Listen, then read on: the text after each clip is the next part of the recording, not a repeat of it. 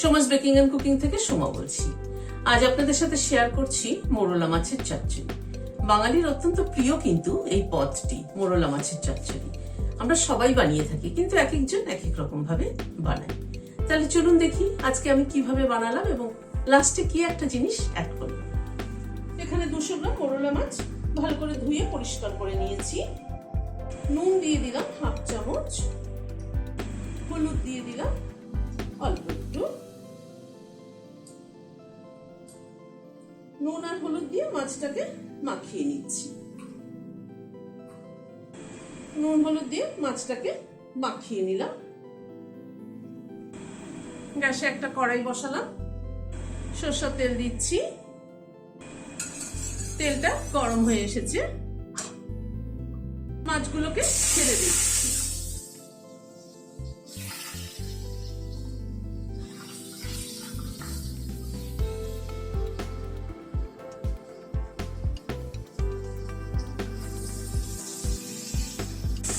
পুরো মাছটাই আমি একবারে দিয়ে দিলাম।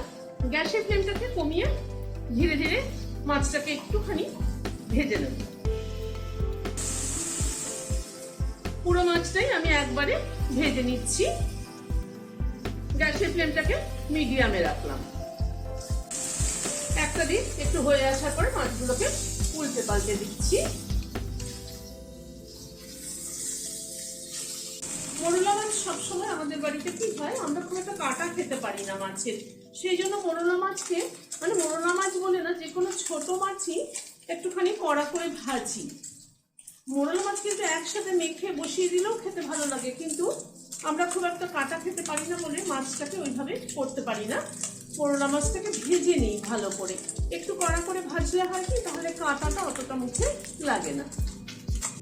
মাছগুলোকে একটু কড়া করে ভেজে তুলে নিচ্ছি।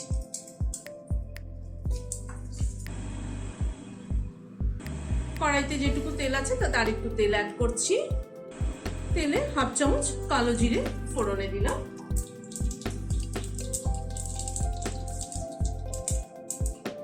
দু চার দানা মেথি দিলাম। কালো জিরের সাথে অল্প একটু মেথি দিয়ে দেখবেন, ফ্লেভারটা কিন্তু দারুণ হয়। একটা কাঁচা লঙ্কা মাথাটা চিড়ে দিয়ে দিলাম। ফোড়নটাকে একটু ক্র্যাক করিয়ে নিচ্ছি।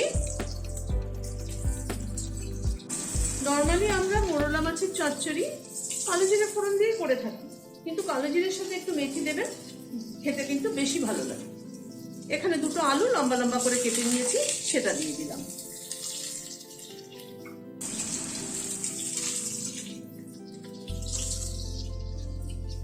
আলুটাকে একটু ভেজে নিচ্ছি আগে।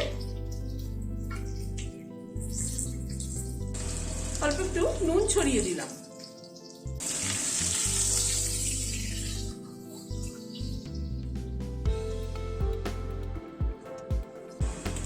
আলুগুলোকে মিনিট 2 সময় ধরে ভেজে নিলাম।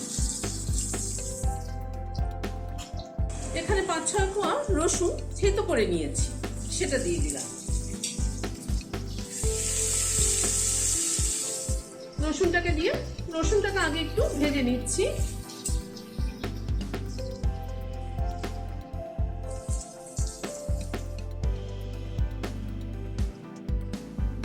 রসুনটা দিয়ে এই মিনিট খানেক একটু নাড়াচাড়া করে নিলাম। রসুনটা লাল হয়ে এসছে। এখানে দুটো পেঁয়াজ লম্বা লম্বা করে কেটে নিয়েছি, সেটা দিয়ে দিলাম। পেঁয়াজটাকে দিয়ে ভেজে নিচ্ছি।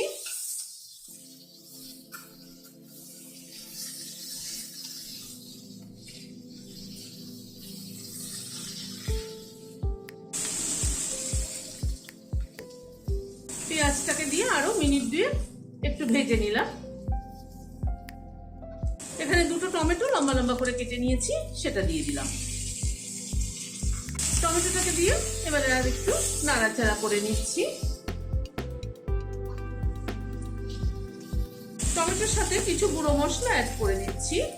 এখানে রোস্টেড ধনের গুঁড়ো উঁচু 1 চামচ দিলাম। হলুদ দিলাম অল্প একটু, হাফ চামচেরও কম। কাশ্মীরি লাল লঙ্কার গুঁড়ো দিলাম হাফ চামচ। নুন দিলাম হাফ চামচের একটু বেশি। সবকিছু দিয়ে আবার একটুখানি কষিয়ে নিচ্ছি।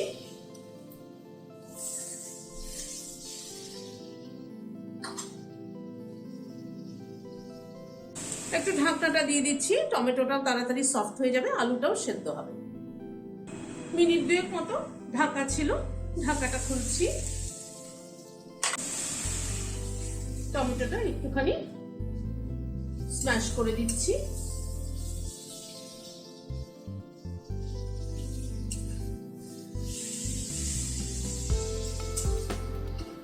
আরো একটা কাঁচা লঙ্কা মাথাটা চিড়ে দিয়ে দিলাম।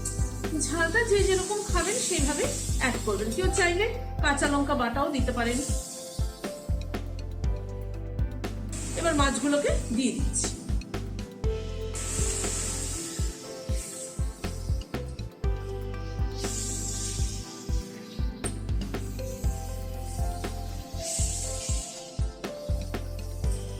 মাছগুলোকে দিয়ে একটুখানি মিশিয়ে নিচ্ছি, মশলা আলু সবকিছু দিয়ে।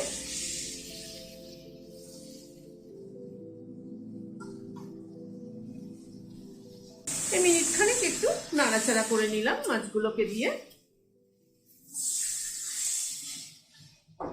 সামান্য একটু জল অ্যাড করে দিচ্ছি, গরম জল।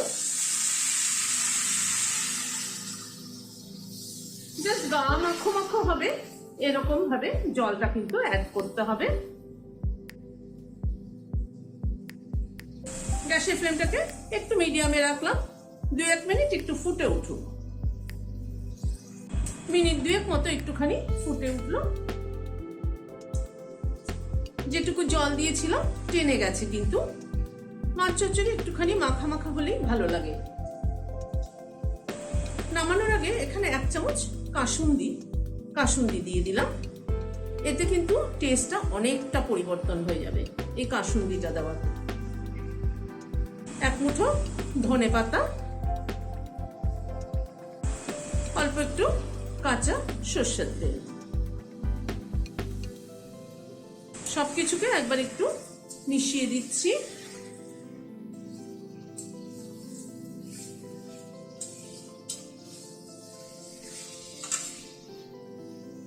আর আরো 2টো কাঁচা লঙ্কা মাথাটা চিড়ে দিয়ে দিলাম ফ্লেভারের জন্য। গ্যাসের ফ্লেমটাকে বন্ধ করে দিলাম, দিয়ে ঢেকে দিচ্ছি স্ট্যান্ডিং টাইম 5 মিনিট। কাঁচা তেল, কাঁচা লঙ্কা, ধনেপাতা সবকিছু ফ্লেভারটা অ্যাবসর্ব হওয়ার জন্য। রেসিপিটি যদি ভালো লেগে থাকে তাহলে একটা লাইক এবং সাবস্ক্রাইব করার অনুরোধ রইল। আজ তাহলে এখানে শেষ করছি। নমস্কার।